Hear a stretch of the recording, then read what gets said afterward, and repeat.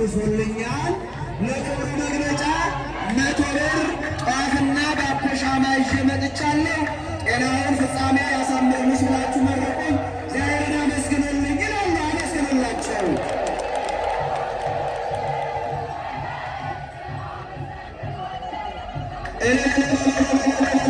አመስግኑ። እናታችን የራሴ አስራት 400 ብር እንደገና ደግሞ እቤቴ እኔን በማገልገል የምትሰራ ሰራተኛ አለች። እሷም ደግሞ ቅዱስ ሚካኤል ፈቅዶ ደጅ ውስጥ እስከምደርስ ድረስ አድርሱልኝ ብላ 10 ብር ልካለች። 410 ብር ገቢ አድርገዋል። እልብላችሁ አመስግኑ። አመስግኑ እግዚአብሔር ልጆች። አዎ ኑ ቅረቡ። እስቲ የታለጃችሁ ተቀበሉ። ታቦቱን ይሄ በጣ እኮ በእውነት እስቲ ከፍ አርጓት። ክርስቶስ ሰምራን ከፍ አርጓት እስቲ በእውነት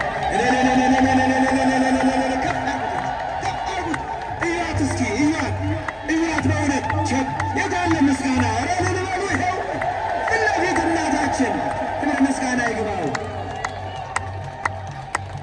አንድ ወንድማችን ደግሞ ቅዱስ ሚካኤል በዕለቱ ከችግር ከጭንቅ ስላዳነን ለክብር መግለጫ 500 ብር አምጥቻለሁ። አመስግኑ ይላሉ። አመስግኑለት። ጭብጨባ አይቁም፣ ጭብጨባ አይቁም። እስኪ አጨብጭቡ እልል እያላችሁ በእውነት እግዚአብሔር የተመሰገነ ይሁን። እንቀጥላለን። አሁንም መምህራችን አሉ፣ መምህራን አሉ። እግዚአብሔር ይመክረናል፣ እግዚአብሔር ይገስጸናል። አዎ ወገኖቻችን፣ የወንድሞቼ ልሳን ደግሞ ይሰማ እስኪ። የመምህራኖቼ ልሳን እግዚአብሔር ያክብርልኝ፣ እግዚአብሔር ያክብርልኝ።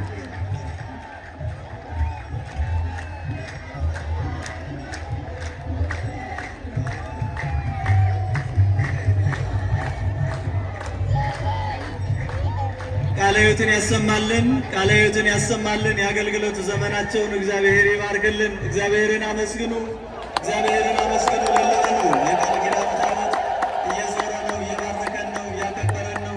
እኛም እያከበርን ነው፣ እግዚአብሔርን እያመሰገንን፣ እግዚአብሔርን እያገለገልን፣ በእግዚአብሔር እየተባረክን ነው። አመስግኑት፣ እግዚአብሔርን አመስግኑ። በእጃችሁ፣ በአንደበታችሁ፣ በሰውነታችሁ እግዚአብሔርን አመስግኑ። እግዚአብሔር ይመስገን። እግዚአብሔር የተመሰገነ ይሁን።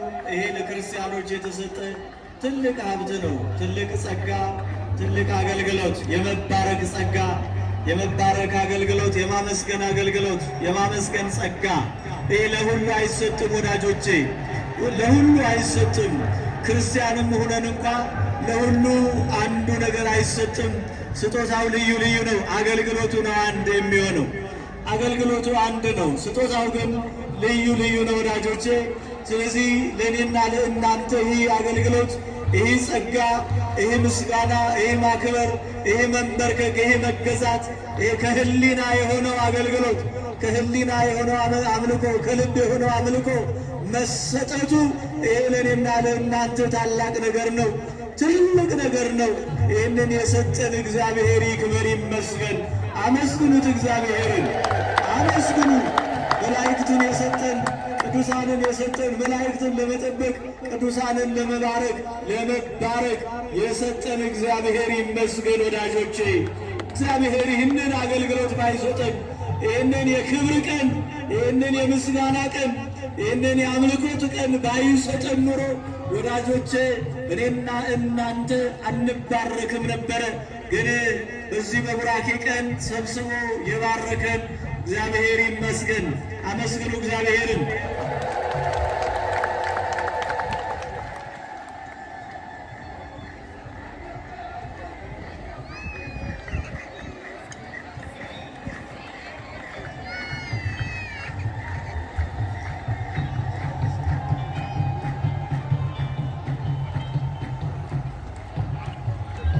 እሺ የኩላሊት በሽተኛ ነኝ።